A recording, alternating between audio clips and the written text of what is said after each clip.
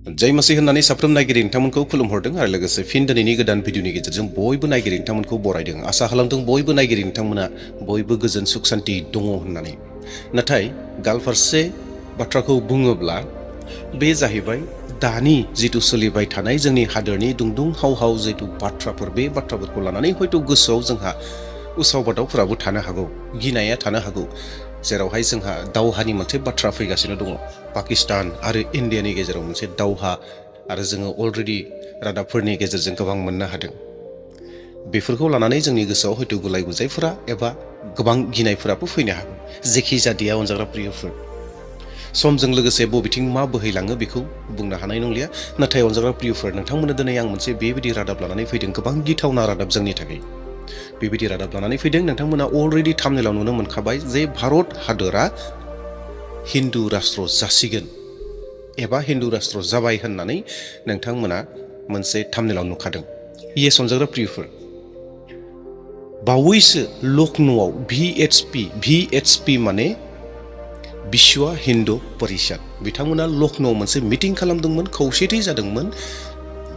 देश विदेशनिफ्राय जि बिथांमोननि धोरोम फोथायनायनि जि दैदेनगिरिफोर दङ, बै दैदेनगिरिफोरा बे लखनौआव गथायसे जादोंमोन, खौसेथि जादोंमोन। आरो बेयाव सावरायनाय बिथांमोननि धरना, बिथांमोननि बाथ्राया जाहैबाय जे भारतखौ, इन्डियाखौ हिन्दु राष्ट्र खालामनानै होनो नांगौ। बे बिषयाव बिथांमोना सावरायदों आरो बे बिषयाव डिमान्ड खालामदों। आरो गोबाव समनिफ्राय बिथांमोना बे खामानिखौ मावबोगासिनो दङ, डिमान्ड खालामबोगासिनो दङ। बे खामानिया बिथांमोनहाबो गोबांनिख्रुइ गोबां जाबोगासिनो दङ। बिथांमोना जरदार खालामबोगासिनो दङ। दा समा मा जाहैयो, बबे समाव मा जाहैयो, फिननायखौ जों मा मोनहैयो, अनजाग्रा प्रियफोर, समजों लोगोसे जोङो नुहैसिगोन। नाथाय जों बेफोर गासै बाथ्राफोरखौ मोनथिना थानो नांगौ जे जों ख्रिस्टियान, दा बेयावखाय जों मोनथिनांगौ। अनजाग्रा प्रियफोर, नोंथांमोननो बे रादाबखौ दिन्थिग्रोनो हास्थायदों, नोंथांमोना बे रादाबखौ नायग्रोदो। बिनि उनाव आङो फंनैसो जोङो मा खालामनो नांगौ, बेबायदि जुदि जायोब्ला जोंहा मा खालामनांगौ बिबानफोर दङ, बेफोर गासैफोरखौबो जोङो रायज्लायहैगोन। दा बेयावहाय भिडिअखौ जोबजासिम नायगोन। आरो बेखिनियावनो खावलायनो हास्थायदों, सोरबा जुदि चेनेलाव गोदान फैदोंब्ला, चेनेलखौ दासिमबो साबस्क्राइब खालामाखैब्ला साबस्क्राइब खालामना लागोन, आरो लोगोसे मोनसे लाइक होनानै गालांगोन, आरो सानोब्ला भिडिअखौ शेयार खालामनो हागोन। दे अब्ला प्रियफोर, नोंथांमोना बे रादाब क्लिपखौ नायग्रोदो।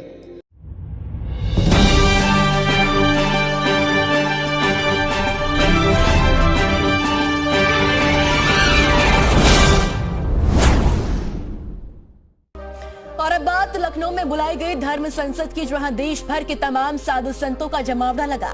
विश्व हिंदू रक्षा परिषद की धर्म संसद में 7 प्रस्ताव पास किए गए। साथ ही हिंदुस्तान के हिंदू राष्ट्र के प्रस्ताव का ऐलान भी किया गया।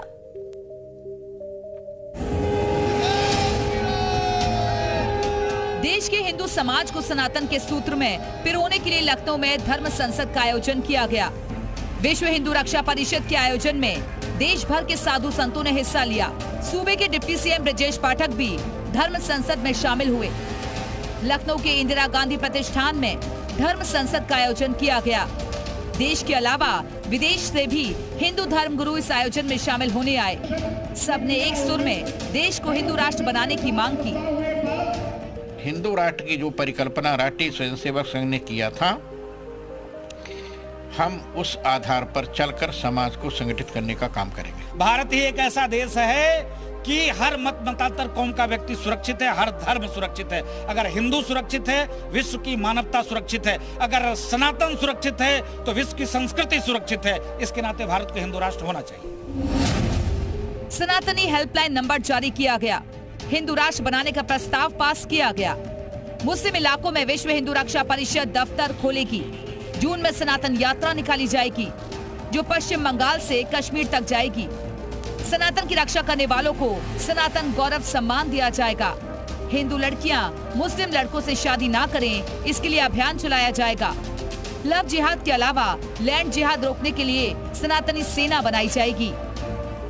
भारत के हिंदुओं को एकजुट होकर के हिंदू राष्ट्र बनाने की जो घोषणा हुई है, जो प्रस्ताव पास हुआ है, उस पर हम सभी लोग काम करेंगे।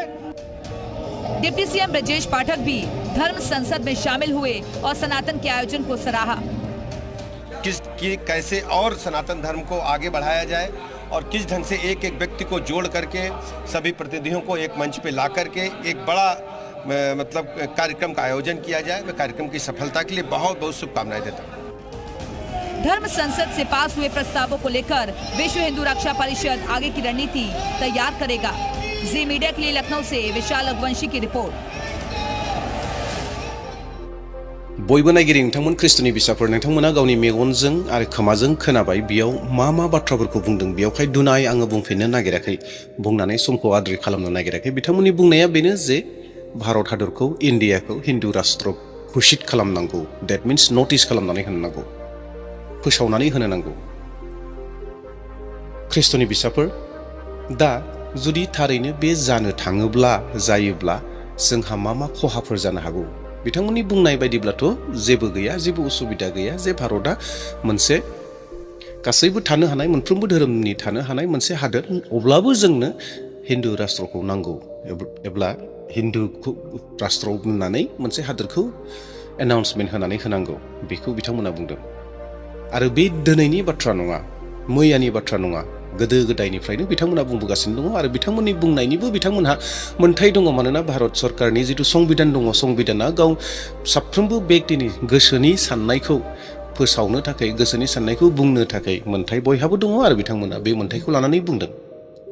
दा फैबाय थानाय समाव थारैनो मा जागोन बेखौथ' आं बुंनो हानाय नङा नाथाय अनजाग्रा प्रियफोर जोंहा समस्या जागोन बे स्वाभाबिक बाथ्रा सैथो बाथ्रा मानोना हिन्दु राष्ट्र जायैनि सिगाङावनो दानो जोंनि सायाव गोबां रोखोमनि तारनाफोरा सोलिखायो गोबां रोखोमनि तारनाया दंखायोखा दा आरो जुदि बे जायोब्ला जोंनि सायाव मा तारनाया फैगोन बेखौ जों बुंस'जोबनो हानाय नङा।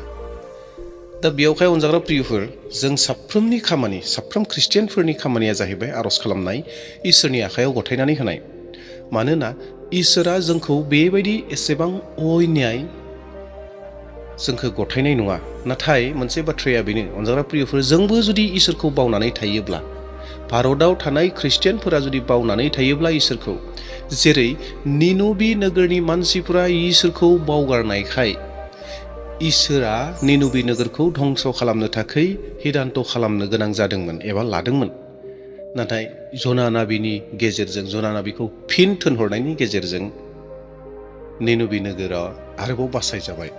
निनबे नोगोरनि मानसिफोरा मा जाखो गोसो फाफिननायखाय इसोरनियाव हान्थु खरायनानै आर'ज खालामनायखाय इसोरा गोसो गिदिंफिनबाय आरो निनबे नोगोरखौ बासायबाय। आरो जोङो बेबायदिनो बाइबेलाव गोबां एग्जाम्पल्सखौ जानानै थांनाय एग्जाम्पल्सफोरखौ जोङो मोननो हायो।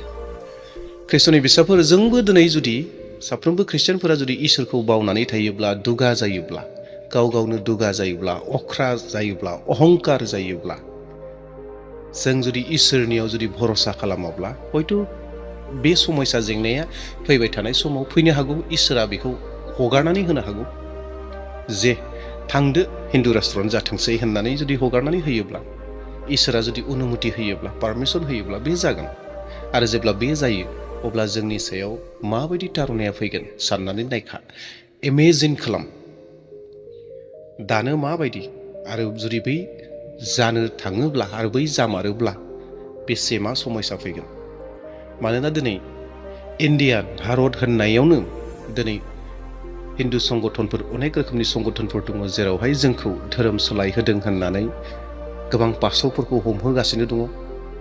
अनजाग्रा प्रियफोर बे बिषयाव जों साबधान जानाया मोजां सांग्रां जानाया मोजां।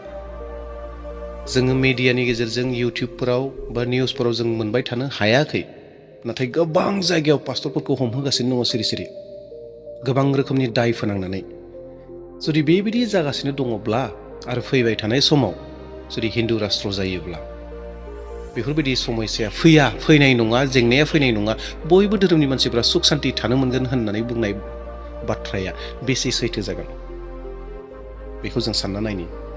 दा बेयावहाय जोंनि खामानिया बेनो जों खौसे जानानै आर'ज खालामनि जेन इसोरनि इच्छाया मा बेबायदि जाथोंसै इसोरनि इच्छाखौ जों हास्थायनि जों जेन बे भारताव थानानै गावनि जायगायाव थानानै बे इसोरखौ गोथां जिसु ख्रिस्टखौ जों जेन सुख शान्ति खुलुमनो सिबिनो मोनो बे समनि थाखाय जोङो इसोरनियाव आर'ज खालामनि।